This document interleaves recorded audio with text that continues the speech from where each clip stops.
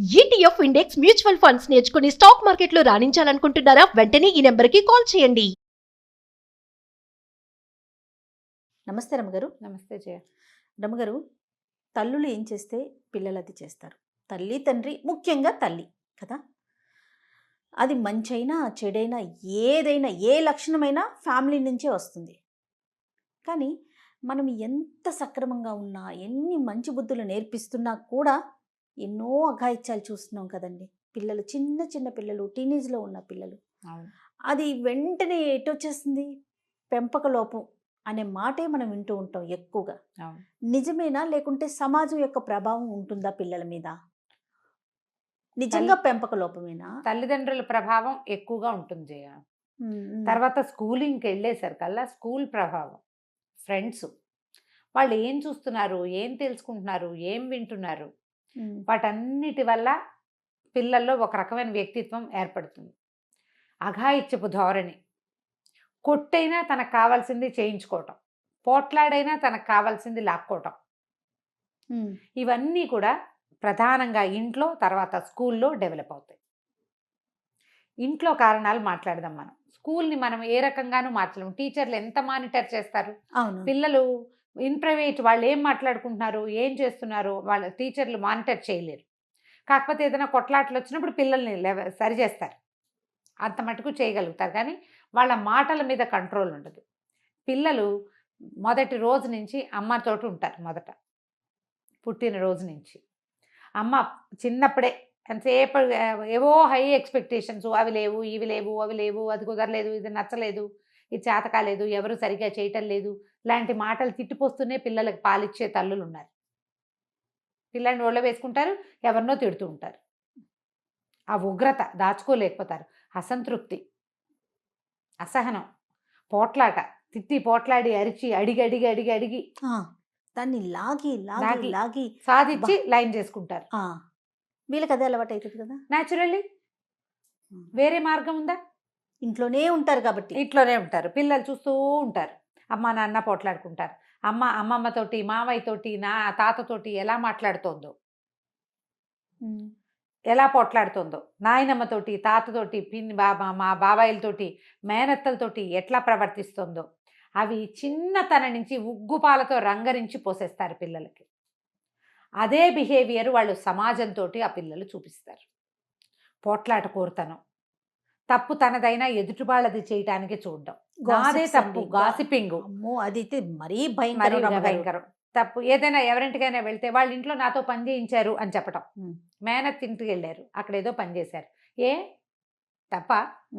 నువ్వు ఇంట్లో పని చేయిస్తే నీకు మేనత్ ఇంట్లో పని ఎక్కువ కాదు కదా చెప్పడం. అనగా మా పిల్లల్ని అక్కడ పంపించావు, మా వాళ్ళ ఇంట్లో పనులన్నీ పిల్లల చేత అన్ని పనులు చేయిస్తారు. ఏమి నీ పిల్లలు ఏమన్నా కింగులా, మనుషులు కాదు? ఇలాంటి ధోరణి మాకు లేదు అని చెప్పగలమా మనం? మన పిల్లల్ని ఎవ్వరూ ఏమనకూడదు. పైగా అత్తగారితో ఏదైనా తగాదా వచ్చినా పిల్లల్నే కొడతారు కదా. అంటే ఎవరి మీద కోపం వచ్చినా, ఎవరు అలుసుగా ఉంటే వాళ్ళ మీద తీర్చుకోమని నేర్పించడం. ఎక్కడో ఏదో టెన్షన్గా ఉండి ఇంటికి వచ్చి తిట్టి పిల్లల మీదకి వస్తారు, పెళ్ళాల మీదకి వస్తారు. భార్యల్ని తిట్టే భర్తలు ఎంతసేపు మాట తేడా వస్తే కొట్టేయడం, చేతులు ఎత్తేయటం. పిల్లలు ఎత్తరా? చాలా సినిమాల్లో మాత్రం చూస్తాం జయ మనం. తల్లుల్ని చాలా కష్టపెడితే తండ్రులు, పిల్లలు భార్యల్ని అద్భుతంగా చూసుకుంటారు, తల్లిని ప్రేమగా చూసుకుంటారు అని నమ్ముతాం మనం సినిమాలు చూసి. కానీ నిజ జీవితంలో అట్లా జరగదు. చిన్నతనం అంతా తల్లి తండ్రి కొట్టుకోవటం, లేదా తల్లిని తండ్రి కొట్టడం, మ్యాన్ హ్యాండ్లింగ్ చేయటం రెగ్యులర్గా చూసి, దానివల్ల ఏడ్చిన పిల్లలు కూడా 30 ఏళ్ళు వచ్చాక భార్యల్ని కొట్టేస్తారు.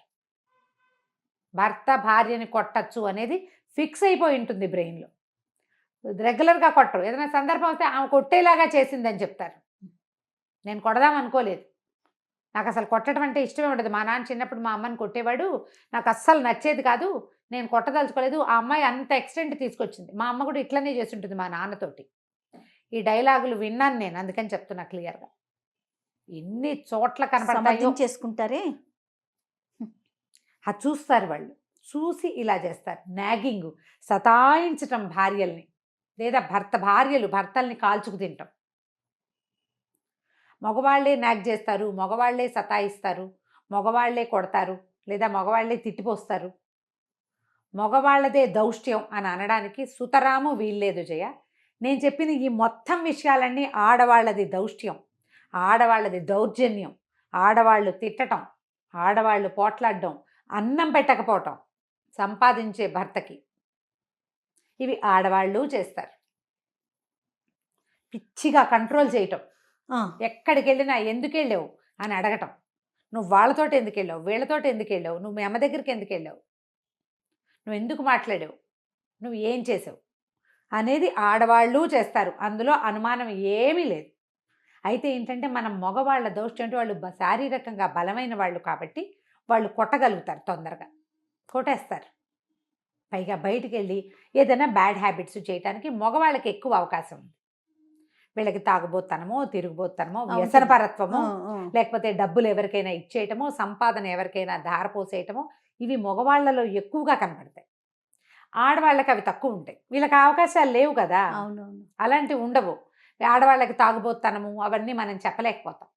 కానీ దౌష్ట్యం, దుర్మార్గంగా ప్రవర్తించడం, వాళ్ళ అమ్మని, చెల్లిని, నాన్నని దగ్గరికి రానివ్వకుండా చేయటం, అతని వైపు చుట్టాలందరినీ కట్ చేసేయటం, వాళ్ళు తమ సొంత అమ్మా నాన్నల్ని మాత్రమే తమ ఇంట్లోకి రానివ్వటం, తన అన్నదమ్ములు మాత్రమే తమ ఇంట్లో ఉండాలనుకోవటం, ఇవి ఆడవాళ్ళ దగ్గరే ఉంటాయి. ఇవన్నీ చూస్తున్న పిల్లలు ఇలాగే ప్రవర్తిస్తారు తప్ప. చిన్నప్పుడు కష్టం తోచినా కొంచెం పెద్దయ్యాక వాళ్ళు ఈ మైండ్ సెట్ ఆ 14-15 సంవత్సరాల లోపల వయసులో ఏవి చూస్తారో అవే ఫిక్స్ అయిపోయి సమాజంతో కూడా అదే రకమైన ప్రవర్తన. అమ్మ పోట్లాడి ఏడ్చి సాధించుకుంటుంది, గొడవ చేసి సాధించుకుంటుంది. ఆడపిల్ల అదే నేర్చుకుంటుంది, మగపిల్లాడు అదే నేర్చుకుంటాడు. ఆఫీసుల్లో పోట్లాడతారు, బస్సులో యుద్ధం చేస్తారు, వాళ్ళు ఎక్కడైనా చేస్తారు, అన్నిటికీ పోట్లాడేస్తారు. ఆ దురుసైన ప్రవర్తన. కొట్టి భర్త ఒప్పిస్తాడు భార్యని దేనికైనా, 2 దెబ్బలు కొట్టాక ఆవిడ ఊరుకుంటుంది. పిల్లలు కూడా కొట్టి లాక్కుంటారు ఎవరి దగ్గరైనా, అదే నేర్చుకుంటారు. పెద్ద పిల్లలు చిన్నపిల్లల్ని కొడతారు, పెద్ద పిల్లలు చిన్నపిల్లల్ని విసిగిస్తారు, పెద్ద పిల్లలు చిన్నపిల్లల దగ్గర లాక్కుంటారు. లేదా చిన్నపిల్ల ఏడ్చి సాధించడం నేర్చుకుంది అనుకో, అది రాగాలు పెట్టి ఏడుస్తుంది, వాళ్ళ అమ్మ ఏడిచినట్టు.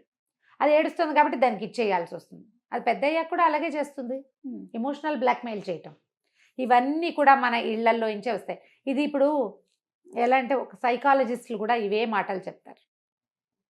తీరిగ్గా ఒక 5 నిమిషాలు కూర్చుని అసలు మనము, మన పంద, మన పిల్లల మనస్తత్వాలు, మన భర్త, మనం ఆలోచించుకుంటే ఇవన్నీ కనపడతాయి. ఒక్కసారి విశ్లేషణ సెల్ఫ్గా చేసుకోవాలి. ఇప్పుడు మన పిల్లల్లో ఏదైనా దుష్ప్రవర్తన ఉంది, వీడికి ఇది ఎందుకు వచ్చింది, దీని రూట్ కాజ్ ఎక్కడి నుంచి వచ్చింది. మా ఇంటా వంట లేదనేస్తుంటారు. ఇంటా వంట ఎందుకు ఉండదు, తాతకి బూతులు మాట్లాడే అలవాటు ఉంది ఇంట్లో, అన్నిటికీ తవ మాత మత్పుత్రహ అంటుంటాడు. పిల్లడికి రాదు, వస్తాయి కదా ఖచ్చితంగా. ఇప్పుడు పల్లెటూర్లలో ఇదివరకు చదువులేని కాలంలో, ముందడుగు లేని రోజుల్లో ఓకే. ఇప్పుడు కూడా ఇప్పుడు సినిమాల్లో అబ్బో కొన్ని సినిమాలు నాయన ఆ భాష ఏమిటో తెలీదు, ప్రతి వాళ్ళని అవే మాటలు. ఈ బూతులు ఆడకపోతే మాట్లాడలేము అనే సంస్కృతి ఎక్కడి నుంచి వచ్చి ఏం కల్చరో తెలియదు వీళ్ళకి. మళ్ళీ దాన్ని చూపించకూడదని ఒక బీఫ్ వేయటం వేస్తారు. అందరికీ అర్థమయ్యే విషయమే అది. ఓ బీప్ వేస్తూ ఉంటారు మధ్యలో. ఎందుకు పెడతారు బీప్లు వేయటం ఎందుకు? బూతులు తిట్టచ్చు అంటే ఇప్పుడు నువ్వు బయట ఆ తిట్లను మనం తప్పించుకోలేం కదా జయ. ఏదో కారులో ముందుకు వెళ్తుంటామా, ఎవరైనా అడ్డం వస్తే వాడికి ఒక లకార మకార ప్రయోగం, వాళ్ళ అమ్మని గుర్తు చేస్తారు ప్రతివాడు. అవునండి. మన్నంటే ఎలా ఉంటుంది, అలాగే అందరినీ అనేస్తాం. అంటే ఎలా అయ్యారంటే క్రమంగా ఈ మాట అదొక క్యాజువల్ మాటలు. అవును, ఇవన్నీ కూడా ఇంట్లోంచి వస్తాయి అంతే. 100%. బండి మీద తీసుకెళ్తారు పిల్లల్ని, నాన్న బూతులాడేస్తాడు, పిల్లడు నేర్చుకోడా? అవును, బూతులని మనకి సినిమాల వల్ల క్యాజువల్ వర్డ్స్గా అయిపోయింది. పిల్లల్లో దుష్ప్రవర్తన ఉంది, వీడు పోట్లాట కోరుగా ఉన్నాడు, లేదా అమ్మాయి సతాయింపుగా ఉంటుంది, నాగింగ్గా ప్రవర్తిస్తారు అంటే దీనికి మొదలు మన దగ్గర ఉందేమో చూసుకోండి. ఏం చూసి వీళ్ళు ఇది నేర్చుకుంటున్నారో తెలుసుకోండి. ఇది మనం మార్చుకోవాలి, ఈ ధోరణి మనం తగ్గించుకోవాలి.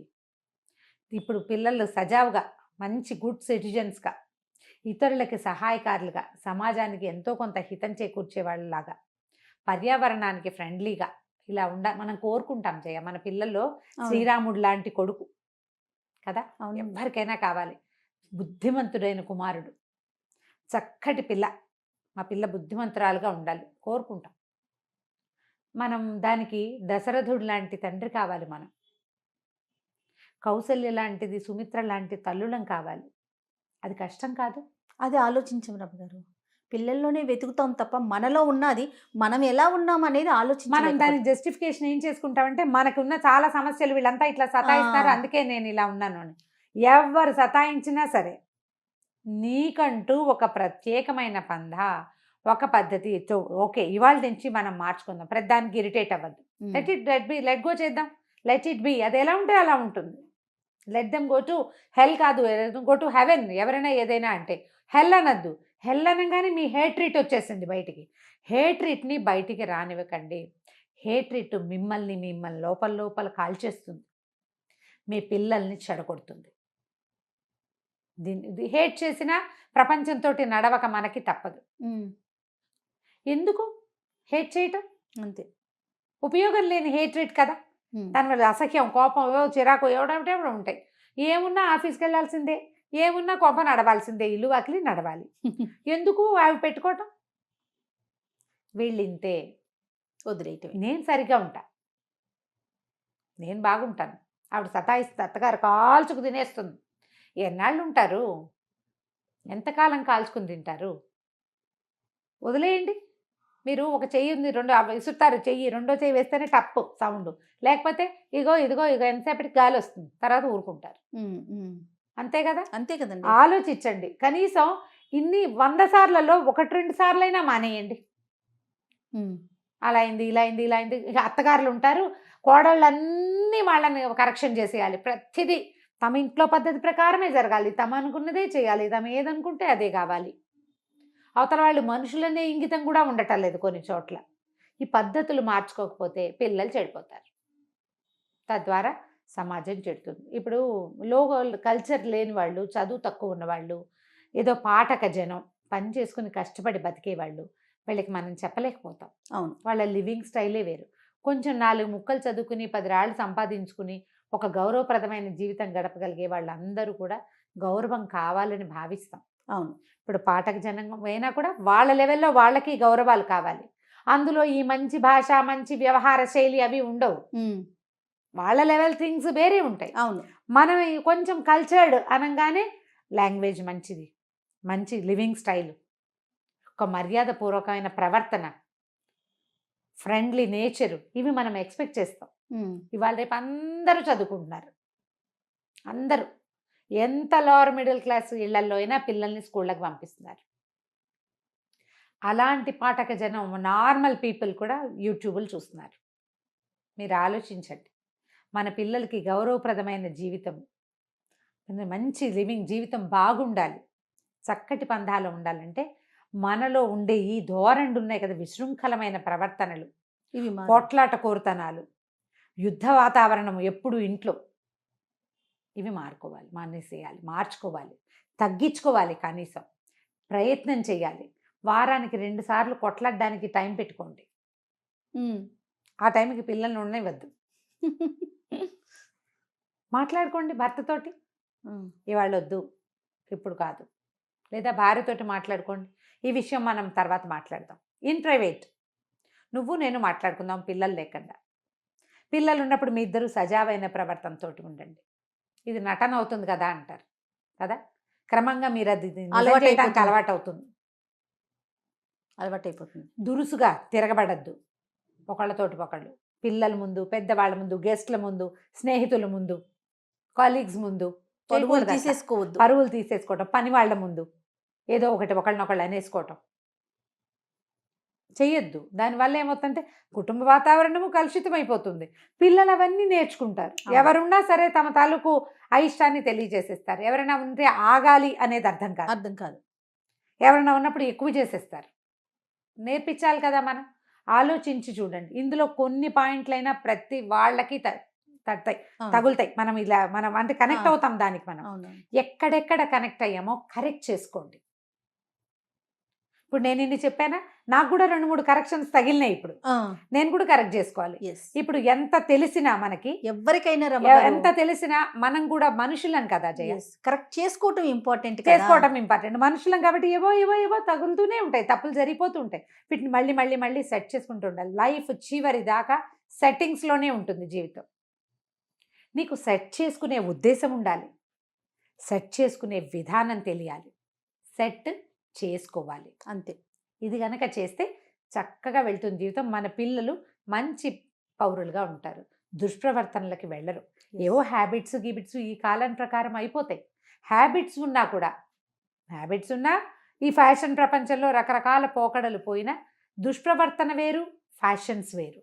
అవును కదా, చేయకూడనివి అవి చేయకుండా ఉంటారు. మనకి అది కావాలి ఇంపార్టెంట్. కాలానుగుణంగా ఏవో పరిగెడతాం, తప్పదు.